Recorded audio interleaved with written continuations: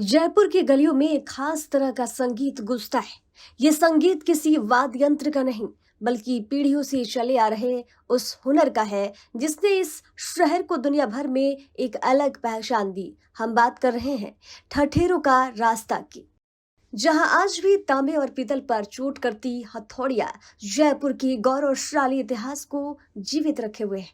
लेकिन क्या ये खनक अब केवल यादों और मंदिरों तक ही सीमित रह जाएगी? ये बड़ा सवाल हमारे सामने है। एक दौर था जब राजा महाराजाओं की रसोई से लेकर आम जयपुर वासियों के घर तक तांबे और पीतल के बर्तन ही शान हुआ करते थे। आयुर्वेद भी मानता है कि इन धातु में भोजन करना और पानी पीना केवल परंपरा नहीं, बल्कि लंबी आयु जीने का नुस्खा है। तांबा पाचन तंत्र में सुधार और रोग प्रतिरोधक क्षमता बढ़ाना, पीतल याददाश्त तेज करना और जोड़ों के दर्द में राहत। वक्त बदला और वक्त के साथ बदल गई हमारी रसोई। सस्ते स्टील और प्लास्टिक के बर्तनों ने उन बर्तनों की जगह ले ली जो कभी घर की लक्ष्मी माने जाते थे। महंगी होती धातु और आधुनिकता की अंधी दौड़ ने इस विरासत को हाशिए पर ला खड़ा किया है। आज इन बर्तनों का उपयोग घरों में कम और मंदिरों के अनुष्ठानों में अधिक होने लगा है। आज के दौर में मांग का तरीका बदल गया है। भले ही लोग रोजमर्रा की रसोई में इन्हें भारी समझते हो, लेकिन जो लोग अपनी सेहत को लेकर जागरूक हैं, वे वापस तांबे की जग और बोतलों की तरफ लौट रहे हैं। विरासत को संभाल कर रखने वाले दुकानदार बताते हैं कि उनके दादा परदादा ने ये काम शुरू किया था और वे इसे मरने नहीं देना चाहते। आज विदेशी पर्यटक भी उनके इस हुनर और मेहनत की कद्र करते हैं। बस जरूरत है थोड़ी सरकारी सहयोग और लोगों के नजरिए में बदलाव की। ये हम 1960 से काम कर रहे हैं। हम तीसरी पीढ़ी है। हमारे दादाजी ये काम करते थे। पहले ये बर्तन बनते थे पीतल के। अब बर्तन तो बंद हो गए, वरना उसके रूप में कलश बनने लग गए।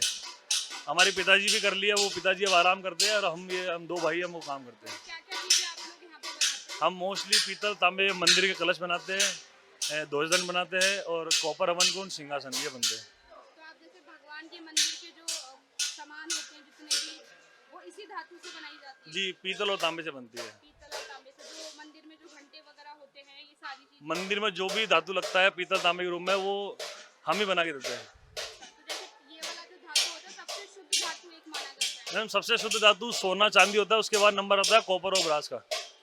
कॉपर एक शुद्ध धातु है जो 99-98% का हम काम में लेते हैं, और पीतल भी दो धातु का मिक्सअप होता है जिसमें 66% कॉपर होता है और 33% जस्ता होता है। अभी आपने कोई चीजें जो आपने बनाई है, वो ये किस तरीके की चीजें हैं? ये मैम मंदिर का कलश है जो मंदिर के बिल्कुल गुम्बद पे लगेगा, शिखर पे। हर साइज में अवेलेबल होता है।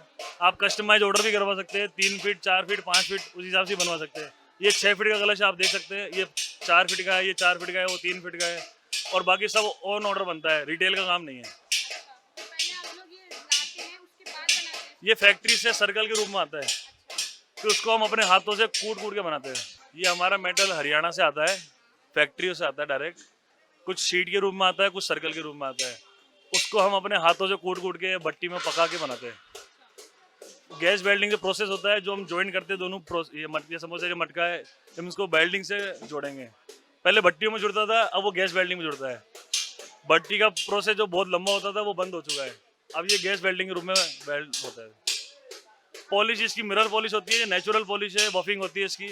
ये जो नेचुरल चमक ब्रास की है वो यही रहेगी। तो इसको जैसे पानी वगैरह लगता है? इसके लिए आप इस पे ना, आप या तो गोल्ड छिड़वा सकते हो या एक लेकर कोटिंग होता है वो छिड़वा सकते हो, जिससे इसकी लाइफ 5 से 10 साल रहती है। अच्छा, अगर जैसे इस पे पानी गिर जाता है तो कुछ नहीं खराब होगा, नहीं खराब होगा।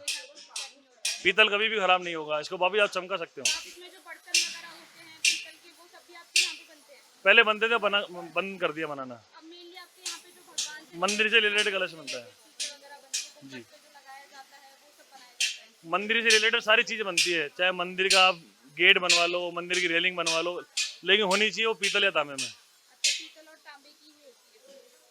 और यहाँ पे भी जो आप सामान ये सब सिंहासन, हाँ, ये हमारा एक पूरा परिवार ही है। हमारे चाचा श्री है, हमारा, पीढ़ी दर पीढ़ी से यही वाली चीजें चलती आ रही है? हम तीसरी पीढ़ी है। आप तीसरी पीढ़ी।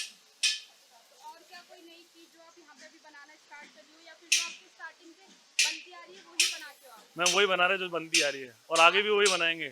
कोई मंदिर में कलश लगा कभी बंद नहीं होगा, और हमारा कलश बनाना कभी बंद नहीं होगा। हम ठे से ठठेरा है, और ये शुरू से हम बनाते आ रहे हैं बर्तनों का काम। अब हाँ, मैं आने वाली पीढ़ी में ही हूँ, समझ लो। मैं 24-25 साल का हूँ और मेरे से छोटे भाई वो भी ये काम सीख रहा है। हाँ, आने वाली और वीडियो, हाँ हाँ, पढ़ाते भी और बच्चों को काम भी सिखाते हैं। तो आपके जो आप लोग स्कूल वगैरह जाते हो अपने एजुकेशन वगैरह जी मैं ग्रेजुएट हूँ, मैंने बीएससी से ग्रेजुएट किया है, लेकिन मैंने काम को प्रेफर किया है, जॉब को प्रेफर नहीं किया। ठठेरू का रास्ता सिर्फ एक बाजार नहीं है, जयपुर की धड़कन भी है। ये उन परिवारों की कहानी है जिनकी कई पीढ़ियां इस आग और हथौड़े के बीच खप गईं।